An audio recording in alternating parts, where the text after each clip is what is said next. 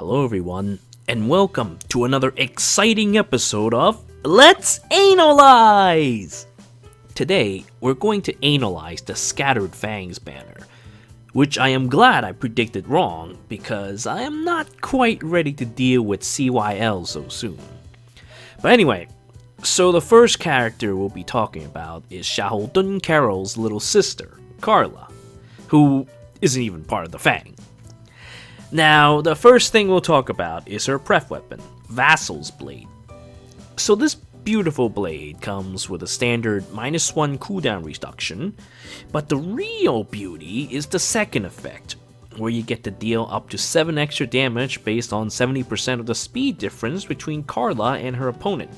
Now, just in case you don't know, that means you need to have 10 speed over your opponent to deal the maximum damage of 7. Now, compared to Leaf, who gets a flat 7 damage for hitting a target with more defense than resistance, Karla trades reliable damage for variable damage.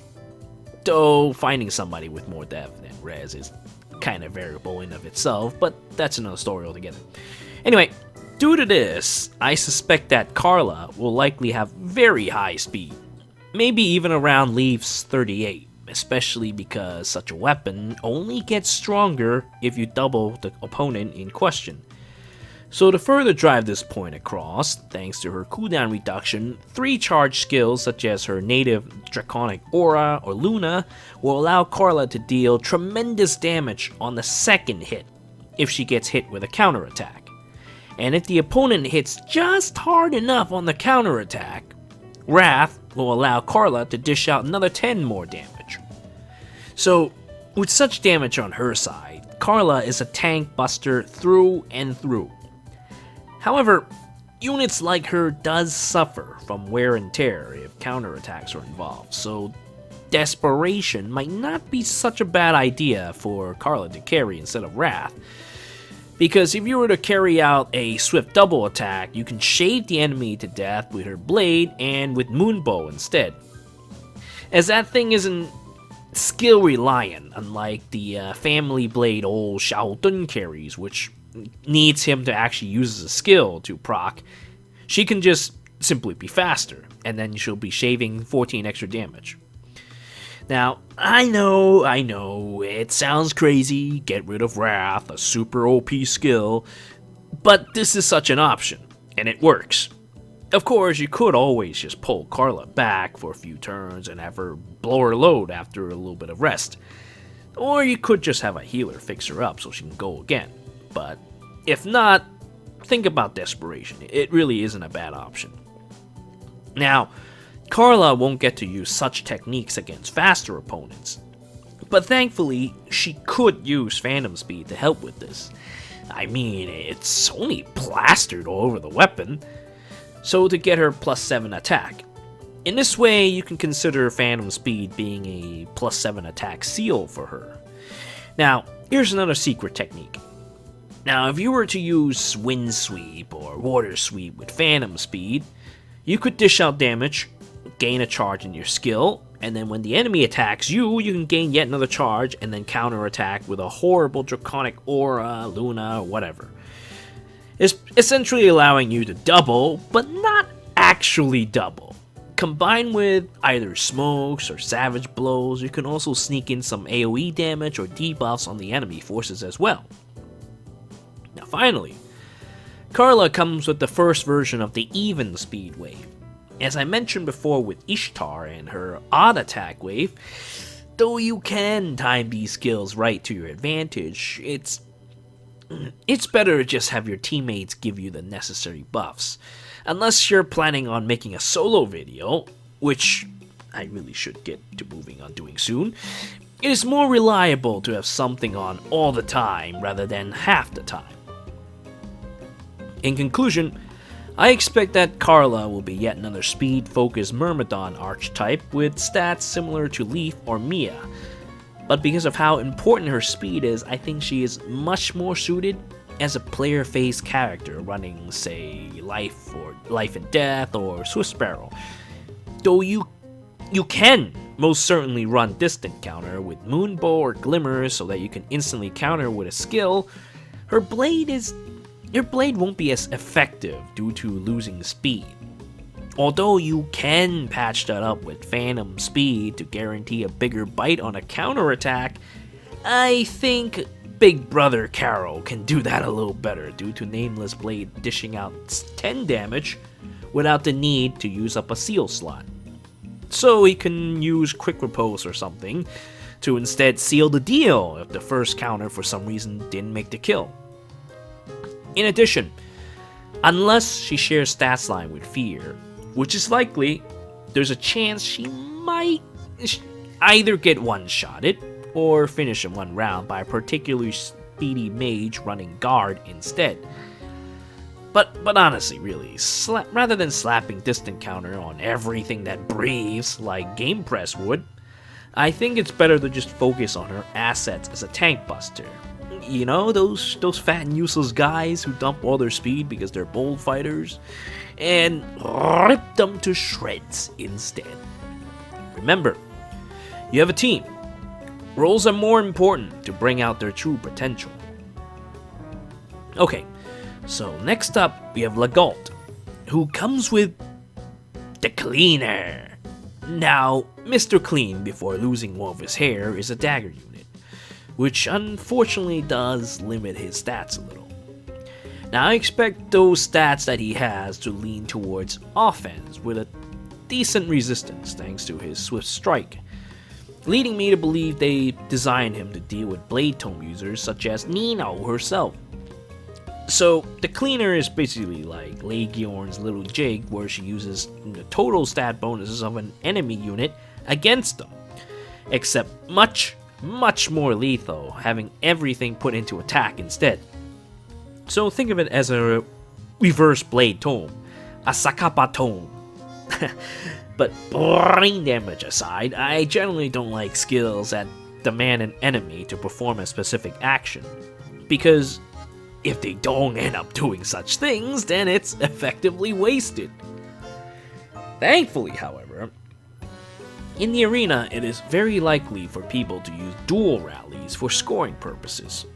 So chances of you punching for an extra 6 damage is not so unfounded. Still, use due caution with this thing, as buffed up enemies are not always safe to hit either. I'm hoping that Cleaner might get a special effect that neutralizes the enemy buffs in battle, you know, similar to how anti-horse stuff can neutralize horse buffs. Although, worst comes to worst, you could just slap on a dull range to help out, provided of course neutralizing their buffs doesn't affect Cleaner's bonus damage. I will look more into it if I somehow get those daggers to play with. It is transferable after all, so I'll probably give it to, I don't know, Kagero or something. Given that you can use attack buffs on top of extra damage on their buffs, this thing can be very threatening if used properly. So I'm looking forward to trying it out. Other than that though, Legault doesn't have anything particularly noteworthy except for attack tactics, which might end up being more available because he's the most likely candidate to become demoted to 4 stars. This does make me a little sad because I went ham over attack tactics a few months back, but hey, you know, if this is fate, then so be it. All in all, I like Legault, I like his art, his attitude, and that funny dagger of his.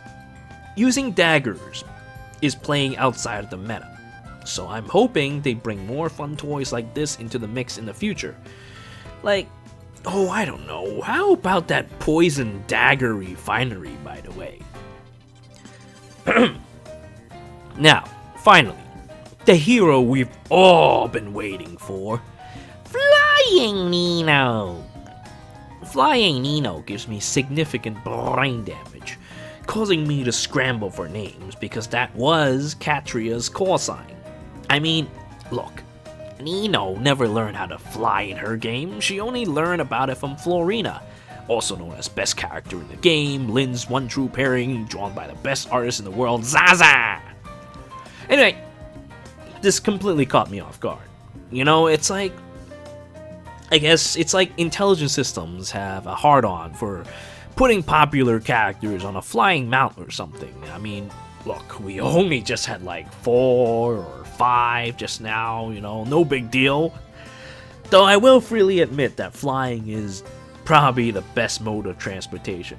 Weakness to arrows aside, you can easily carpet bomb people to death with range flyers, or run through several units at once with gale force, or without worrying about most of the terrain.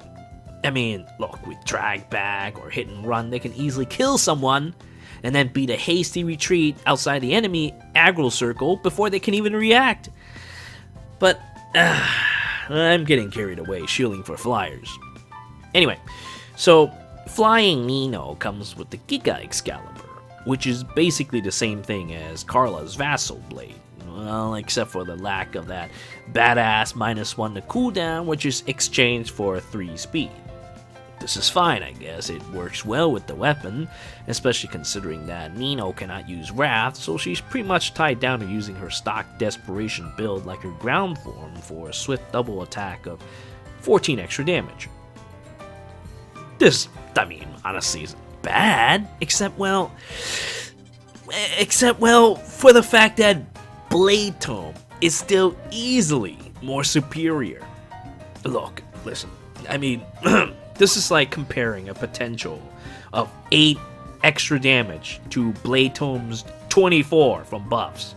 I mean, ooh, you get a +3 speed from Giga Excalibur, whoop-de-doo. Look, the longer skill cooldown is paltry in comparison as well. She doesn't even need to use skills. And if she really wants to, I guess she can use Heavy Blade for that. So yeah, Nino is famous because of that stupid weapon. And it is impossible to try and outdo it without breaking the game. That is her signature tome, not this Giga new toy. And although +3 speed could mean the difference between hitting someone twice, generally buffs on a speedy unit like Nino will be more than enough. And that's before her just outright one-shotting someone. So, I hate to say this, but look, if you're going to come up with a tome, it needs to offer more special effects to make it worthwhile to pick over Blade Tome. You do not want to compare damage dick sizes with that thing, because you will either break the game in half, or something like this will happen. Now, on the fodder side of things, Flying Nino has Moonbow, but we have Odin for that. She gets Swift Sparrow, but that's pretty much a common skill now, considering how Intelligence Systems has a hard-on for giving that to their newest attack 35 speed units, just as much as they love putting heroes on flyers. Aerobatics, though, is a good and fine skill for surprise attacks within a mixed team. It is truly a shame that Face Cancer Lloyd is tied to Ground Nino, so he won't get any benefits from Flying Nino. They should have just specified for a Green Tome user instead. You know, no, just replace them all together and give them better art. Hopefully, Linus will not suffer such a horrible fate. But anyway, off tangent again. Aerobatics is great for surprise attacks or support, especially if you add guidance into the mix. Though old school Desperation is probably still the best bet for Flying Nino to devastate most of the game with, as she isn't the type to take counterattacks well.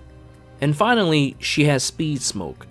But we just now got a nice seal that gives Speed Smoke, so it's kinda But I suppose if you have a character that would much rather produce their own smoke and use their seal for something else, it could come in handy.